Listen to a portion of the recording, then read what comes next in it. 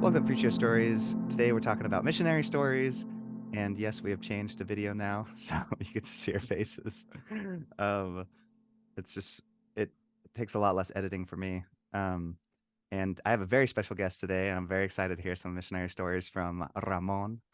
And what's your last name, Ramon? Trochez. Roches. Okay, so Trochez it would with a be, TRO. oh, Roches? Am I saying it wrong? Trochez. I'm saying it wrong. I'm so sorry. Oh, please forgive No, me. you're good. Um, yeah, former elder. So let's get right into it. Tell us where you served and about when was it, if you can remember the year. Yeah, of course. Well, first of all, I just want to thank you for having me here. Oh yeah. Pretty excited to share some missionary stories. So I served in New Hampshire in the Manchester City mission. And my area, actually, it's pretty interesting. I was called Spanish speaking. And when I got my call, New Hampshire. I'm like, okay, that's. I'm from New York City, by the way. So when I opened the call, Okay. I'm like, that's just a couple hours away from me. Oh, nice. Spanish speaking. I'm like, who speaks Spanish in New Hampshire? Uh, so yeah, I opened the city. I opened my mission call and looked at the map. There was only one area Spanish speaking. So And I'm assuming that there are a lot of people that speak Spanish there. I wouldn't even know. actually, the demographic is pretty low when it comes to Spanish Oh, speakers. did you get to use it at all or? I did actually. So Okay. I served in one city for 18 months. I was in one area for 18 months of my mission. And then I was in and out, going between, I guess, the Spanish speaking area was Lawrence, Massachusetts. So we covered 5 states in the mission. We Mhm. covered a little part of Massachusetts, the whole state of New Hampshire, the whole state of Maine, and the whole state of Vermont, and a tiny little section of New York. Oh, wow. And then the only Spanish speaking area, like I said, was in Lawrence, Massachusetts. And yeah, like I said, only one city. I was there for 18 months. The years that I served in were in 2013 to 2015. Oh, wow. Okay, cool. Um, then let's go into your one of your favorite stories. If I did break it up into sections, but if you just have 3 or 4 stories, that works too. Yeah, no, so my favorite story, oh man, I have too many of these. Yeah.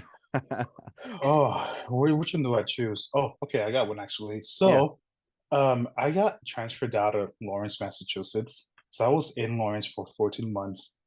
And honestly, I thought I was going to serve my entire mission in this one city. It was the only Spanish speaking mission. And I was one of the only few elders that was fluent in Spanish. There was a total of 10 elders, 10 or 12 elders in the entire mission that were called Spanish speaking, and there was 8 of us in the city. So I got transferred out to Maine, Cornish, Maine. It's like in the middle of nowhere, like the boonies. Like it was just yeah, and it was a great place. It was winter when I got transferred, and I remember that there was a huge snowstorm. So we got an email from the assistants, and they were like, "Hey guys, no driving for the day. There's a lot of snow. Just walk around, help people." That's what we did. So we grabbed our shovels. I bundled my whole face. You can only see my eyes. My boots were like inside my. I guess my pants were inside my boots. Jenny is my companion and I. We started going around town and just like showing people. And there was this one area that we never dared to walk during the winter because it looped around.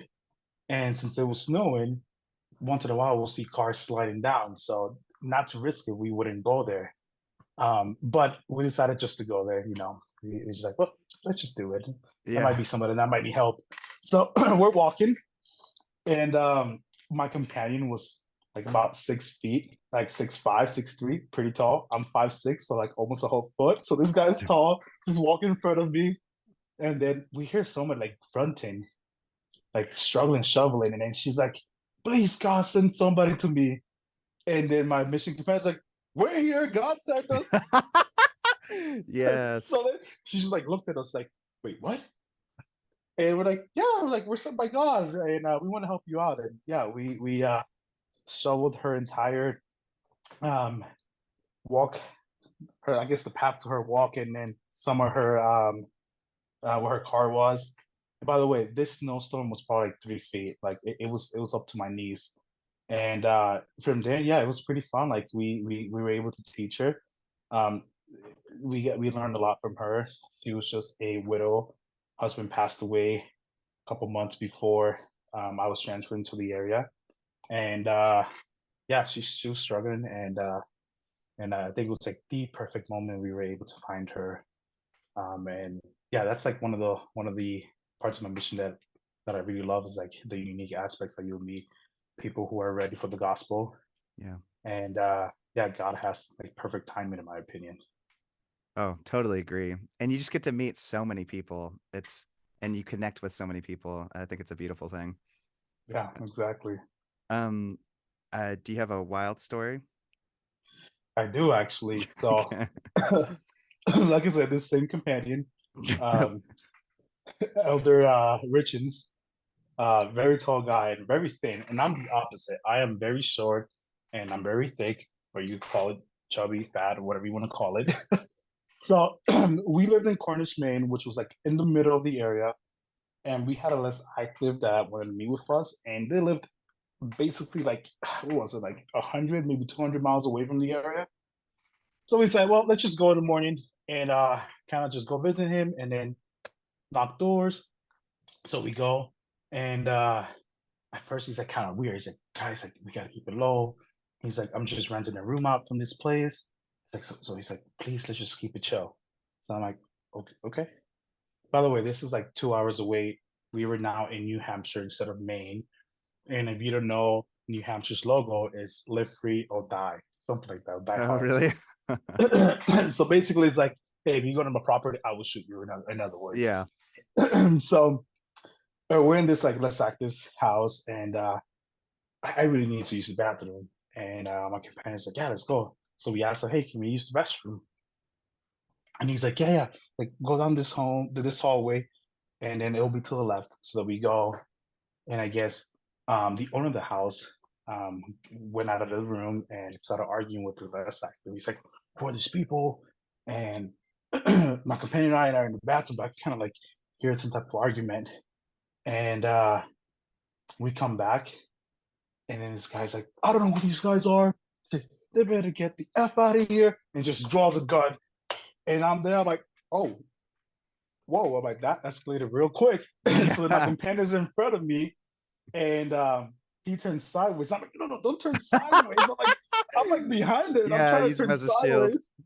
sideways. Yeah, I'm trying to shield behind my companion, and like this guy's just like livid, just cursing us out. He's like, you coming here to rob me? All this, all that. Like just pointing a gun at us, and we're like, okay. I'm like, no, no. So we decided just to walk away. We just went straight to the door, got in the car, and then we just sat there. And the member came out, and he ran to me, and I guess to us, and he's like, "Oh, there's like, I'm so sorry." He's like, "I didn't know he was gonna do that." And we're like, "No, it's totally cool." I'm like, if you would like us to teach you again, like we could meet somewhere else, but this is not a safe place for us. Yeah. So yeah, we had a gun drawn on us. Oh, geez.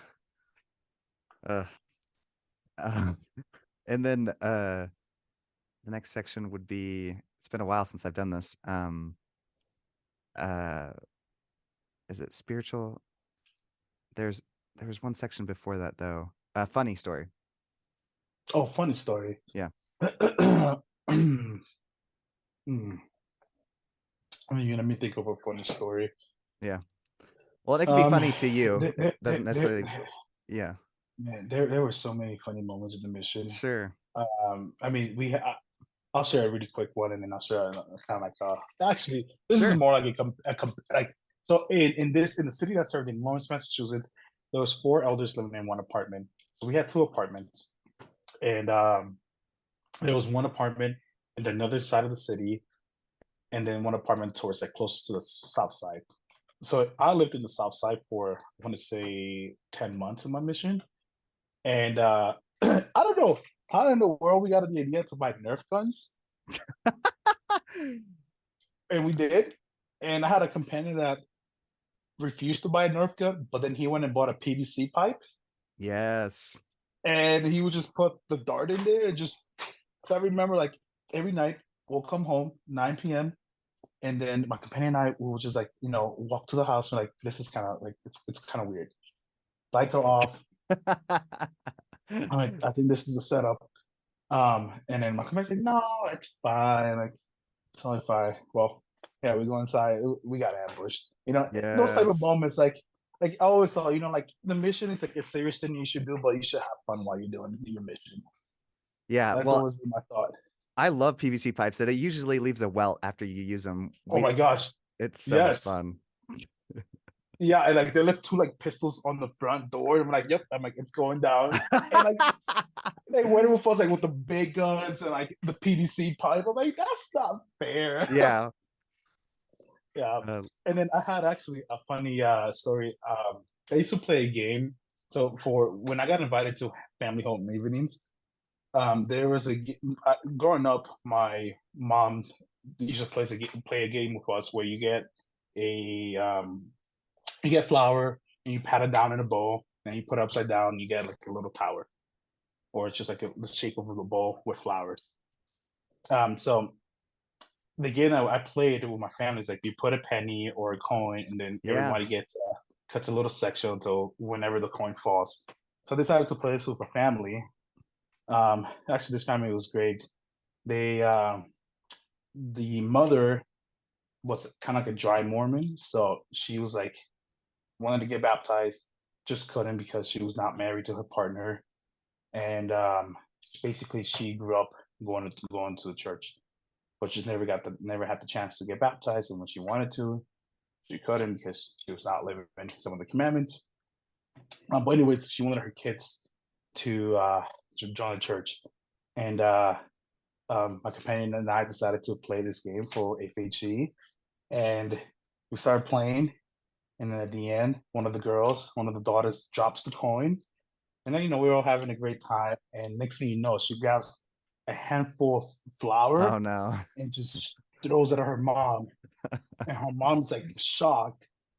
And then I'm just looking at my companion. I'm like, oh, like, oh, this is bad. And then the mom just grabs the flour and just throws it at her. And then they grab the bag of flour that I brought and they just start throwing at us. So like basically we're all covered with like flour and Yes. everything.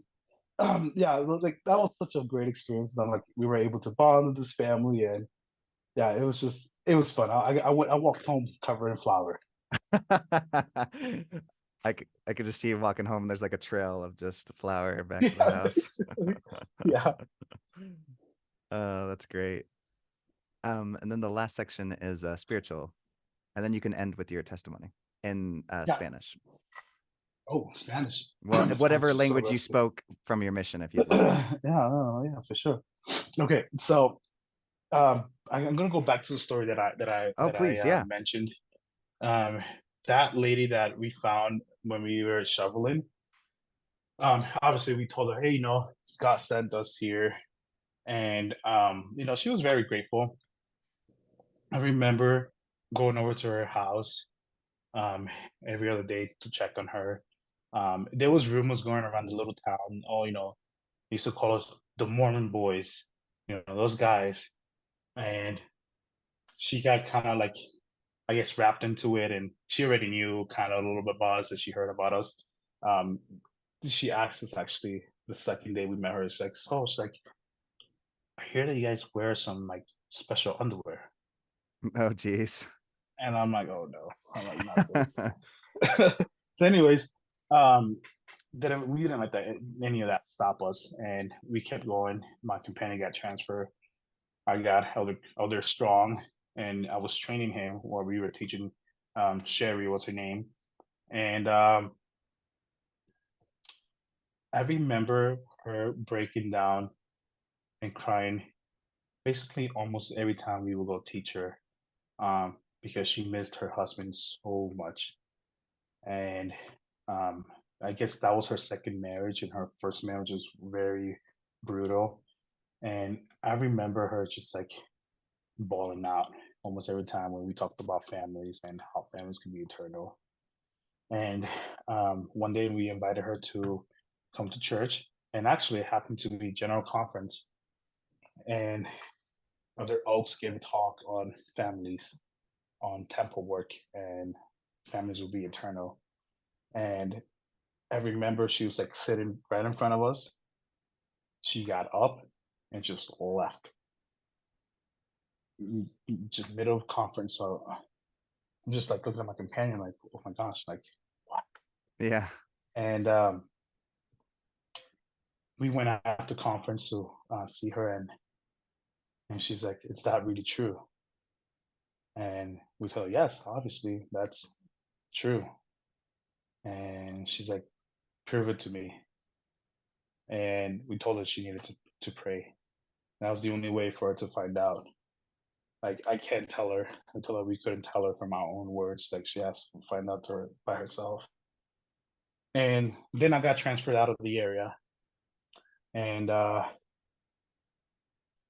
my last transfer, I became a zone leader, and I was zone leader over this area that I was in. And I would check on the elders to see how they were doing with her, and they were still teaching her. And this is like completely unplanned. My last transfer was, I guess, exchanges where it was in that area. So I was gonna go help out the elders in that area. And so I went on exchanges with the junior companion, and I was like, "All right, elder, like I'll just follow along and see if you need any help." And he's like, "Oh, he's like, we have a day planned out." And I'm like, "Okay." And we're driving, and I'm like, "Oh," I'm like, "I know exactly where we're going." And Brother Osborne is one of the he was the war missionary leader in that ward. He's waiting for us outside, and he has like the biggest smile. And I'm like this is strange. And I go inside, and like there's like a special feeling. And then I knock on the door, and Sherry opens, and like her face is like pale white, and like she's not talking, and I'm like, oh, okay, something seems off. And the junior companion's like, "Hey, Cheryl's like, do you remember what you promised yesterday?" And she's like, "Yep. If all the churches will come, I will get baptized." And like I said, it was completely unplanned. I had a plan that, and the others didn't know either. It was just a last minute exchange that I did. So it was completely no plan, and she was like, "Yeah, I told these guys that if you appear on my door tomorrow, which is that day, that I would get baptized." Wow. Yeah, and like I said, that was my last weekend in the mission, and I went home. I don't know what happened with Sherry, but all I can say is that I learned a lot about myself, and during those 2 years, especially teaching Sherry, I learned about internal families. Um, One thing that I learned was learning about yourself. I struggled with just accepting who I am and against God's plan. And in the mission, when you put God first, you see His miracles. And I'm a strong believer in that. I'm a strong believer that the atonement is real. Um, like God is just a loving Father. Jesus Christ is just a big loving brother, and He wants us to be happy, but we have to choose to be happy and let them work with us. And I know through the atonement we could do that. And I definitely know the church is true. That was very hard for me to say, even after I came back from the mission. But reflecting on those experiences that I had, there's no way to think that the church is not true and the gospel's not real. Man, God loves each one of us, no matter what we do. And I would never give up any. I would not trade any of those memories that I have from a mission for anything in the world. I I keep those moments pretty sacred in my heart, and yeah, I say, "Jesus Christ, the man." Amen.